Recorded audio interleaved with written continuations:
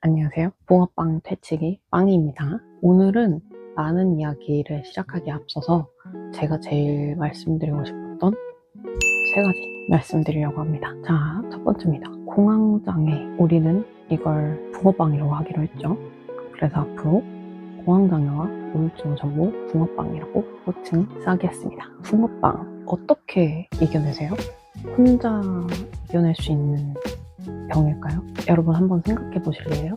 독한 감기 걸렸을 때 어떻게 하세요? 대부분들은 아프다고 가족에게 알리고 병원에 가서 약을 처방받아요. 붕어빵도 같은 병이에요. 다만 다른 몸이 아닌 마음이 아픈 병이죠. 혼자 이겨내려고 참고 견딘다고 해서 나아지긴커녕 더 상태가 악화되는 병이에요.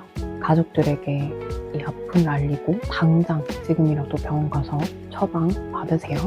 여러분들이 생각한 만큼 무섭지 않고 무겁지 않아요.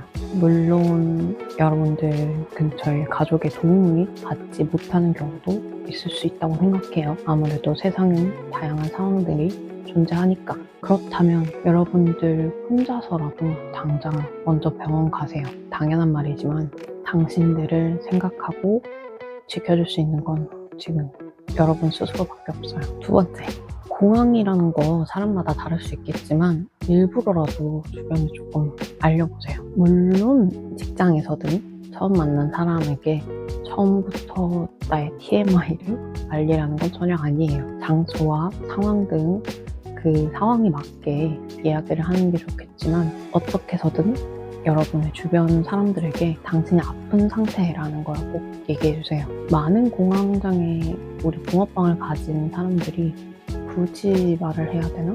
라는 생각으로 가지는 경우가 많아요. 저 또한 그랬고. 하지만 공황장애는 심해질수록 몸에서도 반응이 나오고요. 결국 구급차를 타야 되는 지경까지 갑니다. 내가 아무리 간단한 별거 아닌 약한 그런 상태라도 꼭 주변 사람들한테 얘기를 해주세요.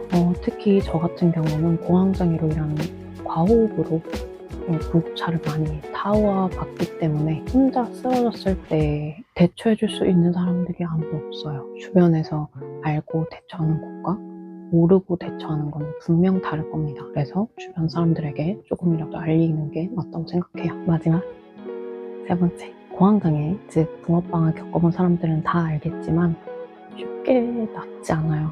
제가 10년 넘게 가지고 있죠. 특히 그 트라우마가 클수록, 상처가 클수록 더 낫지 않고 어떠한 노력을 해도 낫지 않아요, 쉽게. 그래서 저도 병원을 다니는데도 불구하고 벌써 6년이라는 시간이 지나고 여전히 함께 하고 있습니다. 그러면 병원 가는 이유가 따로 있나요? 이렇게 생각할 수 있어요. 근데 저는 네, 병원 가는 이유 충분히 있다 라고 말씀드릴 겁니다. 병원은 적어도 내 스스로 이겨낼 수 있는 힘을 줘요. 도와주고요. 약물의 힘을 조금 빌려서라도 내 감정 기복이라든지 내가 어떻게 할 수 없는 것들을 도와주고 그 플러스 알파로 함께 보상을 해주고 함께 대화를 하며 맞춰갑니다. 이때 중요한 것은 병원도 병원이지만 약과 병원에는 한계는 무조건 존재해요.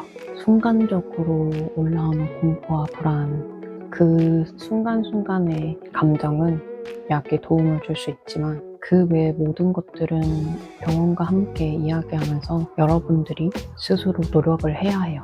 그래야 많이 나아질 수 있어요. 어떻게 해서든 취미를 찾으려고 노력을 해야 되고 생각이라도 죽고 싶다, 나 죽어야지 가 아니라 긍정적인 회로를 무한정 돌려야 돼요. 그게 잘 쉽지 않는다는 거 저도 알고 있습니다. 누구보다 제일 잘 알지만 노력해야 해요. 제 영상을 끝내면서 제가 제일 듣기 싫었던 말, 공황장애로 과업과 발작, 쓰러짐도 겪고 아직까지 진행 중인 붕어빵, 공황장애와 우울증 환자로서 제일 듣기 싫었던 말이었지만 가장 저한테 필요했던 말을 하나 하고 끝내겠습니다. 여러분, 지금 분명 제가 알지 못하는 수많은 사람들이 힘들어할 거라는 거 알아요. 그런데 지금도 그 문턱에 서 계셔 있는 여러분들 죽을 각오가 있다면 그 각오로 치료에 노력해요. 우리 빵이었습니다.